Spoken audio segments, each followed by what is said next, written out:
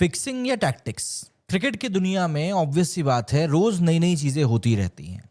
और इन्हीं चीजों के बीच में कई बार जब लोगों को चीजें समझ में नहीं आती हैं तो एलिगेशंस कहीं भी पहुंच सकते हैं।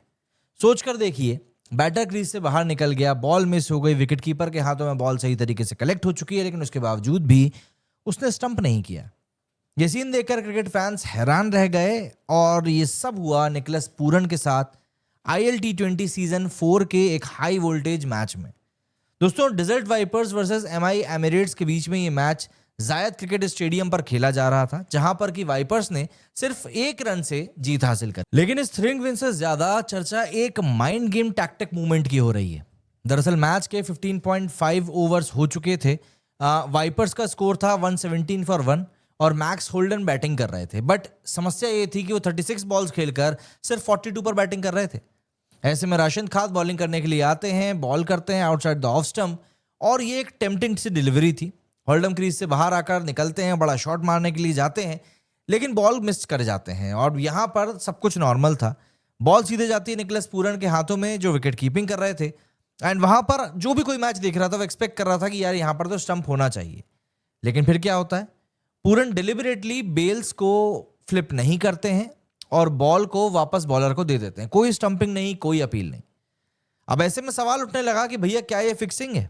आखिर निकलस पूरन ने ऐसा क्यों किया? और अगर ये वाकई में इन्होंने कोई फिक्सिंग वाला काम नहीं किया है तो क्या ये गलती थी या फिर किसी तरह का मास्टर स्ट्रोक?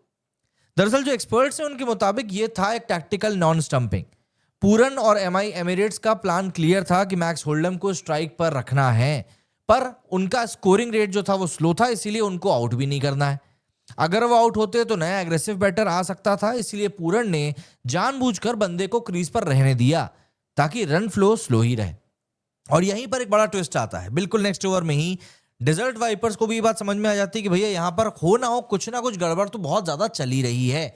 और वो लोग खुद क्या करते हैं, मैक्स होल्डम को उसके बाद वो लोग रिटायर्ड आउट कर देते हैं। मतलब एक बैट्समैन के लिए इससे ज्यादा बुरा कुछ नहीं हो सकता कि भैया तुमसे रन नहीं बन रहे, तुम वापस आ जाओ।